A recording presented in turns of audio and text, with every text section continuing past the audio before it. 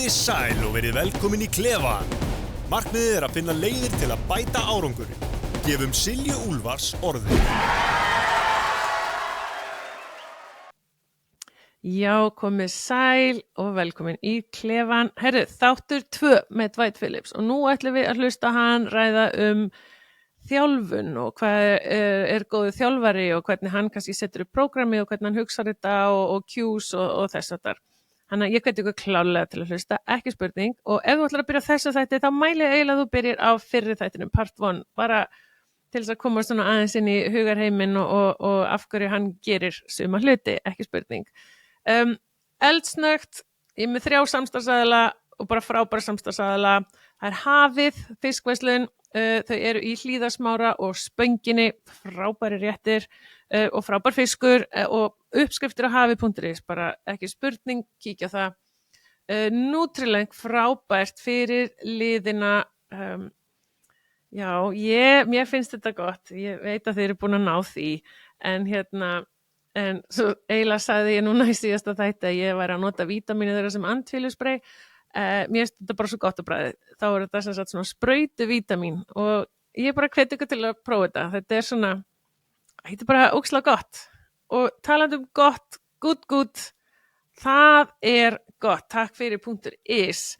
Sulturnar, þú finnur bara að það er ekki svona mikið sykur í þessu og súkkulaði, krakka mínir. Súkkulaði, bæði brúna og hvíta súkkulaði. Það minnir mig á eggin sem að, þú veist, er með svona appelsínugult og hvít og svo svona pakk inn í það, þú veist, hvíta súkkulaði minnir mig á það. Það er ekkert smá gott og ég mun pottið hvað þetta heitir. Leið að ég er búin að segja, gjöru þið svo vel. En kíkið á þetta, good, þetta eru frábæra vörur og þið foreldrarnir, þú veist, þið verða að skoða þetta. En nú skulum við bara leyfa Dwight að segja okkur aðeins meira frá hvað hann er að gera. Og takk aftur kærlega fyrir að hlusta. Welcome back to part 2. I have Dwight Phillips here. Still, poor thing. He's the former world champion and Olympic champion in the long jump. So now I want to talk about coaching. And so what are you coaching today? And is that like your main profession today? Yeah, like currently I am coaching. I coach youth athletes from about the age of 10 to 18. And then I train some college athletes when they come home from their winter or their summer break. Then I train professional athletes that are preparing for the Olympics from kind of all over the world. Okay, so if we start with the professional athletes, are those all jumpers or are you in more events? Yeah. I train jumpers. I have some jumpers. I have some sprinters. I have a few hurdlers that are doing well this year. Mm-hmm. So I'm a track coach. I coach a little of everything. For me, I'm a track junkie. I love the sport. And when I decided to go into coaching, Coach Lawrence Seagrave was the person that was one of the first, he was the first person that gave me an opportunity to coach elite athletes at IMG Academy down in Bradenton, Florida. And he gave me a shot. And when I say he gave me a shot, he gave me all rights. He allowed me to just coach. And when I started, I was kind of skeptical. I didn't think I was going to enjoy it, but I found it as like, wow, I have a lot of experience that I can share. So I just became a student of everything, hurdles. I became infatuated with just being able to help someone improve their marks. So from that point in 2014, I became just a track coach fanatic. And anytime I can learn or try something different that can help an athlete achieve their own level of success, I try to explore all those opportunities. It is such a fun. Do you have any international athletes? Yes, I do have international athletes. I've trained, an athlete from, currently I'm training athlete from the British Virgin Islands. I'm training a few athletes from Haiti, training athletes from Jamaica, training athletes even from Russia, training athletes from France. So I had trained an athlete from Ireland, trained athletes from all over. So do you, like, what kind of coach are you? Because now you had a few coaches. Like, do you take the best thing from what you learn from your coaches, or like, how is Coach DP? Well, Coach DP is a coach that it's like a melting pot of different things. Obviously, I take the good that I've learned from all the coaches because I also coach myself too. So I draw on the experience from coaching myself and the good things that I've learned from all of my coaches over the years. I think experience is one of the biggest things to draw on when you're coaching, but also you have to be a student. So you have to learn the laws of physics. You have to learn how to apply it and how to communicate it in a very educated way, because today's athletes are a lot smarter because they have so much information available to them. So you have to be able to communicate things to them in different ways. And I learned that very early on. So when an athlete asks you why are we doing this? It's not something that I've learned that a coach shouldn't take personal. We should be able to equip them with the information so that they can know exactly why they're doing something. Because when they know what they're doing, maybe we'll get more out of the training because you're not just giving them bullshit. Because some coaches just say something and give bullshit out.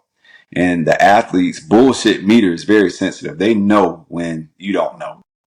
If you don't know, the athlete is going to know, right? Yeah, and then you lose the trust. And if the trust is broken, you're not going anywhere. And I'm glad you said that about asking why, because I always say, I always tell my coach, no, my athletes, like, ask me if you don't understand and ask your coaches, because if they don't know, they really honestly don't know and they're just doing something.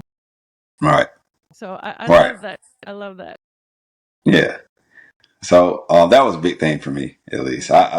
When the why, they asked the question why, and sometimes because we are sports scientists, and the trend of performance is higher now. People are running faster, they're jumping further. Just the status quo isn't the same now as it was in 2000. So it's like a relative truth. So in 2000, the year 1985, there probably was a truth to how you prepare the athlete. But in 2024, it's completely different then. Yeah. The approach is different. Maybe some of the things fundamentally they're doing, you can use that.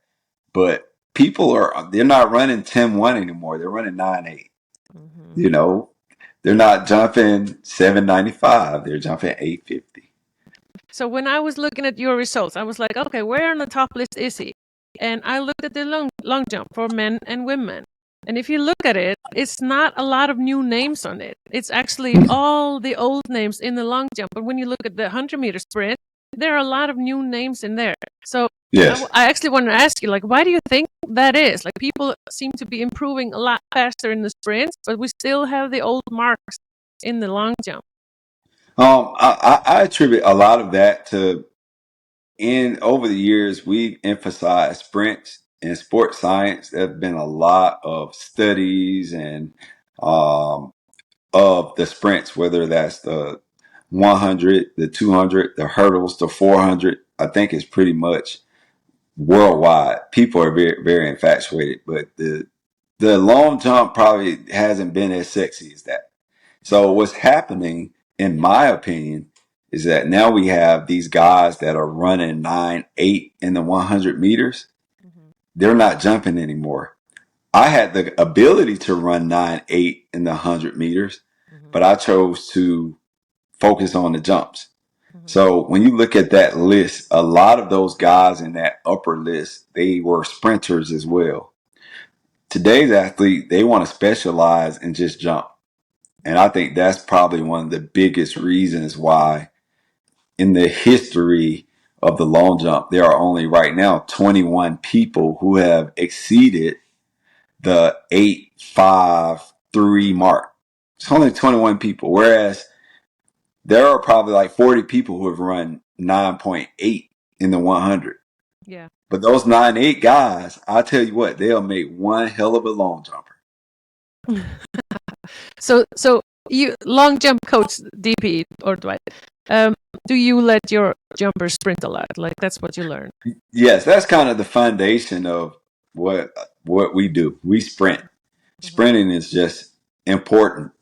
And for that reason, a few years ago, I had 3 girls jumping over 7 meters in the long jump. I didn't do anything special. I just added in the sprinting to their program. And it is tough. It is taxing. It is uncomfortable. But the results that it warrants is astronomical. Yeah. So what do you think about the new rules that they're going to try in the long jump with the area measure from the toe? Well, the new rules that they're trying to integrate into the long jump, I don't agree with it at all. And most people say the old heads don't agree with it because they're mad because people are going to jump further. I still don't think that that's going to be the reason why people jump far, right? Because what I hate to see is on these social media, they would post a mark of someone filing that appears to be far, but they're 35 centimeters over the board.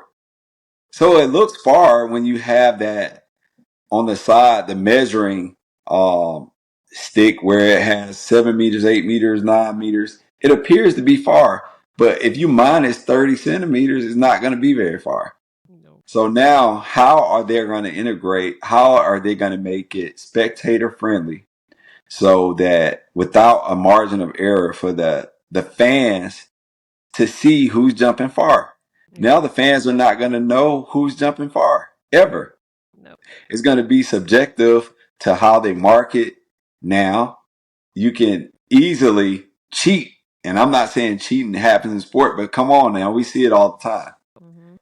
I think it opens up another window of cheating.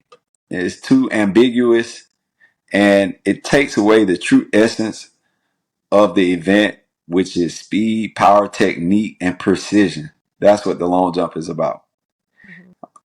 And I think if you don't have that foul board, it just makes it too distracting and it takes away the legacy of the event. The event is not broken.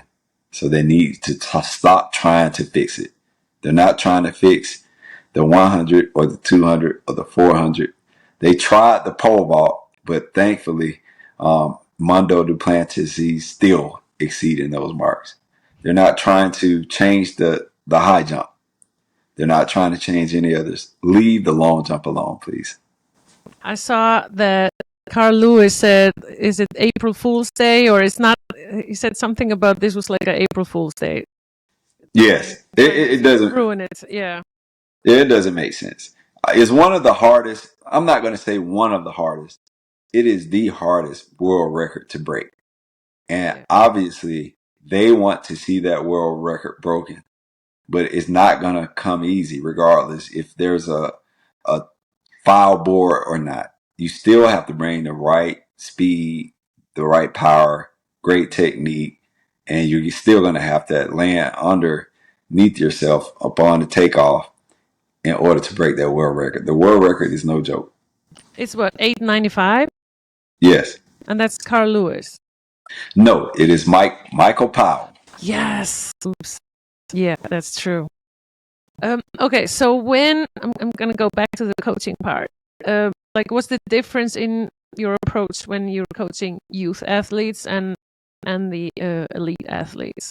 Like, do they do like you have like the same rules and you do everything same, but maybe they just do less quantity or?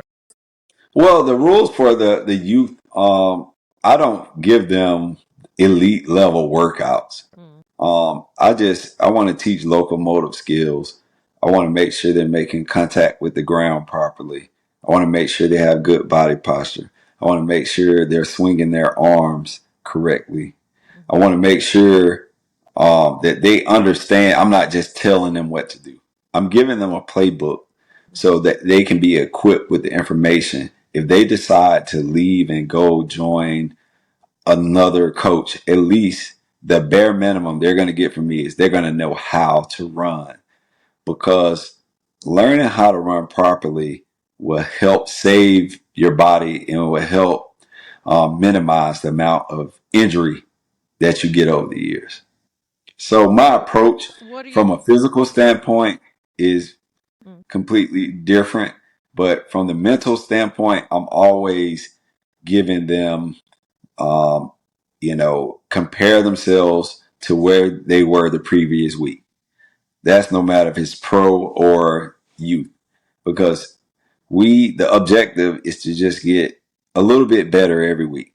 If we can get 4% better as a pro athlete, if we can get 4% better than our personal best, that's going to put you in the top 5 in the world. If you just get 4%, we don't have to get 50%. We just need to get a few percentage points better. Now, for the youth athletes, let's just get about 1 or 2% better. Let's get 2% better every year.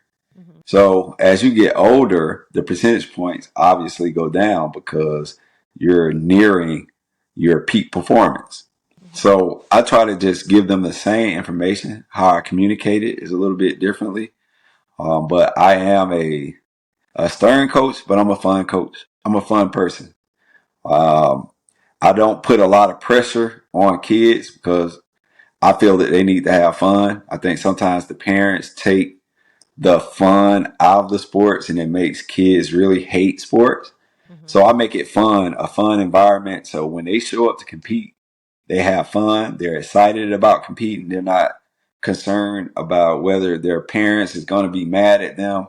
They're going to perform well. Mm-hmm. So that is my main concern with the youth athletes. And then with the pro athletes is getting them to understand that you have to start, because sometimes we compare ourselves to our best year. And when we don't do something or perform how we started the previous year, it can create a big issue for the entire season. Every year is uniquely different. Every day is uniquely different for us. Just in our personal lives, like as you get older, you take on more responsibility. Some people have kids. Some people, now they have to work a job and compete. So if things are different, we can't expect the same outcome. We just have to deal with every year as a very unique year and approach it as such. So those are my different approaches for the youth and the pro athletes. And do you have a lot of pro athletes? Like, do you have like a great group? Or I have a good group. I have about nine athletes that I'm training for. So that's more than plenty. So how is like a normal week or a normal day for you and the athletes? Like, how do you like put it? Do you do like twice a day a lot of times, or is it just maybe one long or? No, a few days a week we have the gym. 3 days a week we have gym and training. Tuesday, Thursday, and Friday. We have the gym first, and then we'll go train for about 3 hours, about 2 hours in the gym. So that's 5 hours. I take 2 hours break, and then I work with the youth athletes for about 3 hours. So normally my training day starts at about 9 a.m. and I finish at about 7 o'clock p.m. That's a lot. Yes. Yes, but that's what you need to be the best, right? Well, the only way you can be a great coach is you have to coach. Mm-hmm. You have to coach. You have to learn human behavior, the behavior of the athletes, both physically and mentally. Mm-hmm. And if you don't have enough repetition coaching, you're not trying to be the best. And that's what I want to be. I want to be the best coach. I want to equip them with the right information and with the right resources, with the right workouts, so that when they show up to a competition, they can take ownership that they are prepared to perform well. Okay. So what about, like, if we talk sprinting for maybe jumpers or just sprinters, like how many times a week do you make them sprint? And what types of sprints? Like, I know it's probably different in the like in season and out of season, or Yeah, it's different. We may sprint twice a week. One day is comprised of short sprints for 6 to 8 seconds, so 60s and 80s. And another day is like sprint endurance. We're doing 180s, 150s, 120s, things like that. We do it at a pretty high intensity. But as the season progresses, we have less repetition. Normally in the fall, that's when we build the foundation, and we have them doing a lot of runs. So we will sprint now that we're in competition phase. We'll sprint once a week because in the beginning of the week, we'll sprint. And then at the end of the week is a major competition. So I can't overdo their central nervous system by trying to sprint them hard that week, because then they're going to show up at the competition and they're going to be out of gas. So you have to have a strategy to prepare them to be their best when they compete. Okay. So I remember when we were working out, we were doing like those long warm-ups with all kinds of jibbly dabbly doobly and all kind of stuff. And I actually remember my first workout with the group. I came there and the track was blue, and we did like all kinds of stuff, and I had never done such a complicated workout or warm-up. And I remember, like, afterwards I was like, okay, that was rough. And they were like, no, Sil, this was just a warm-up. And I was already tired. I had lactic acid because we did so many build-ups and everything. And I remember Paul came to me and said, well, Celia, now you have 12 300s. And I went home after 6. So the warm-up was hard. Like, are you still using those warm-ups? Yes, I do. It's funny that you shared that story. I had the exact same story. My very first day I did the warm-up, I was like, man, there's no way I can do anything else after this. I am done. It's impossible. But when you build up, because you're working on a lot of the smaller muscles, and it was super beneficial to me, and it's been beneficial to the athletes, because some of the work that we're doing, we're working in muscle groups that we just can't get in the weight room. Yeah. And I think those repetitions help strengthen the core, which has a direct correlation on your performance. So I do use it. I've kind of tweaked some things that maybe not as long, but fundamentally some of the same things. Yeah. So, okay. So what about sprint technique and sprint form? Like, what do you think is if we start with the young athletes, like what is the biggest cue you're using with them to help them improve? Well, it's so many. Everybody has so many different issues. Some kids are leaning back too far, and I have to tell them to lean forward. Then I have the complete opposite. Some kids are leaning too far forward, and I have to tell them to lean back. Some kids are trying to reach when they run. So I do high knees to help reinforce a body in motion stays in motion, a body at rest stays at rest. That's one of Newton's laws of physics. And some kids have a lot of back kick where they're leaning over, and I have to make them lean back and shorten the backside mechanics so that they don't have those long levers. So those are probably the most prevalent issues that I have to deal with on a daily basis. So that's like the body position. You're just making sure they get that. Okay, so what about the elite athletes? So they're trying to improve their speed and everything. Like, what are the cues that you're using most there? Just being relaxed. Just trying to be relaxed as possible, because we want to go faster, and a lot of times we want to manufacture and force fast. Fast is hitting the ground properly, using your arms properly, maintaining the body posture all the time. So I'm always correcting those small details pretty much all the time. the power exercises, like the jumps and stuff like that, do you have like special jump session, like you're doing sprints 2 times a week maybe, and you're doing like special jump sessions, or do you do that also in the warm-ups also, or? No, the jumps, like we have days allocated where we'll do approaches. We have days allocated where we'll do short jumps and plyometrics. So it's really not anything special. It's just like the information of our trajectory on takeoff, how we're extending our landings, and just trying to get them to the optimal position. And everybody's so uniquely different. Some people have a great takeoff, some don't. So I have a great landing, some don't. So I'm always trying to communicate different things to different people and taking bits and pieces of what somebody does well, what somebody does bad, and provide that to each individual athlete, because I treat every athlete as an individual. They're not the same. So I have to tailor the workouts according to their strengths and weaknesses if I want to get the best out of them. Like how do they afford being athletes? Like, do they have, I mean, you have international athletes. So are they getting grants from their home country, and then there's prize money and sponsorships, or like, how does it work? Yeah, most of them, they have sponsors. Mostly all of them have sponsors, or they get some type of support from their home country, like all of them. So that's not really an issue. But do you then go to Europe with them, like for the competition? Like, I remember I heard that the money is in Europe. I don't know if that's correct or not. I mean, the money is a lot different now than it was when I was competing. I think we had a chance to really make a sustainable income. Whereas now, if you're not the very best of the best, I think it's difficult because the shoe sponsors aren't giving everybody. So people are going unconventional sports drinks,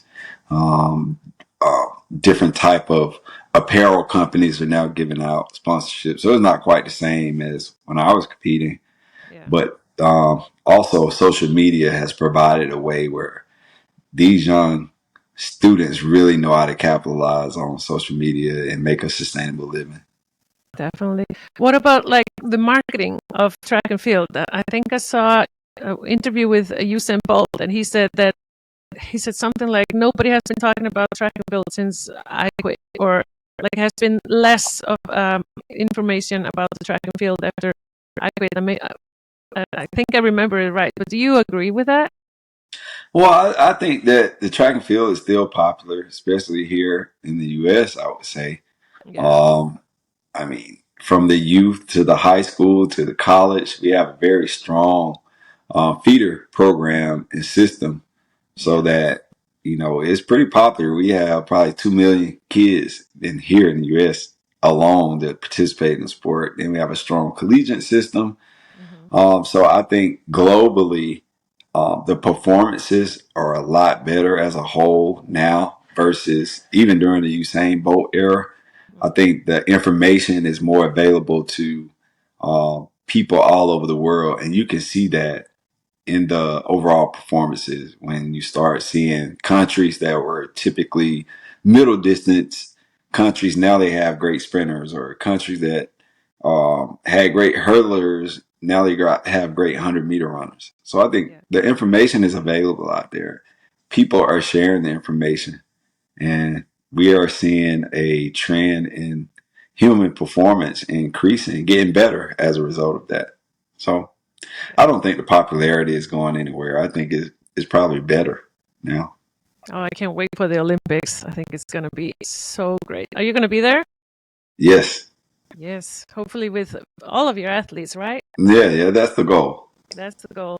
Okay, so we're about to wrap it up, but can you tell me about the winner circle? That's like your group. Like I see you're wearing your shirt and everything. Yeah. So I started off back in 2017 working with elite athletes on my own. I was working at IMG Academy, and I decided I was going to venture off and just do it at home in Atlanta. And I started working with athletes. The goal was to provide just the elite athletes with information and the best practice of how to the goal is to defy human limits. And I feel like I have some of the answers, but I don't have all of it. I think every coach is trying to explore how as a sports scientist. And for me, then I learned that maybe the youth can learn a little bit. Maybe I can give them some information. So I started that up, and so we launched Win Sportswear. We came up with Win Sportswear because that's why we all compete, because everybody want to win. And they don't only want to win in sports, they want to win in life. We want to set them up to be successful and winners of life. And I thought that the win symbol, the winner circle, embodies all of those principles that we want to do to prepare young people to be the best that they can possibly be in their lifetime. I love it.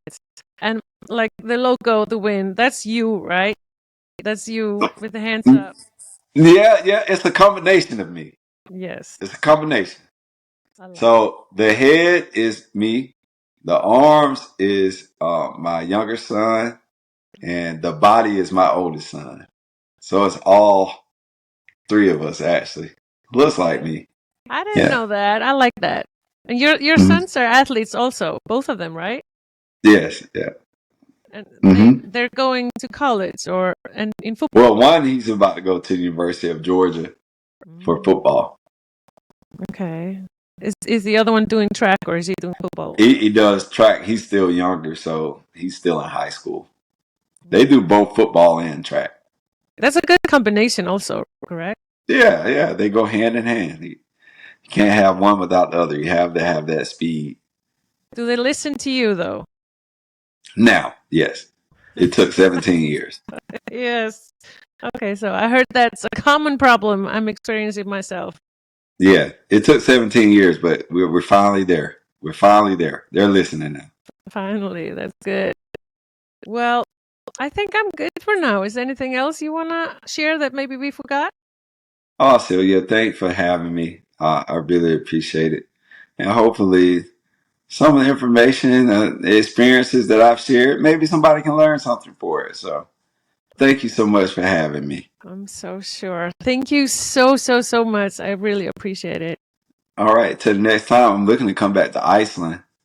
Well, maybe we should make it happen. Let's make that happen. We can do something like you came here 2019. You had one great lecture, and we had like a training camp. So I will. Hey, you should bring your group to Iceland when you go during the indoor season. You can come and compete here first, or we should do that. Okay. Let's stay in touch for that. I look forward to. Okay. Thank you. See you later. Have a great day. All right. Peace. Takk fyrir að hlusta. Eigðu góðan dag. Gleðin með Silju Úlfars.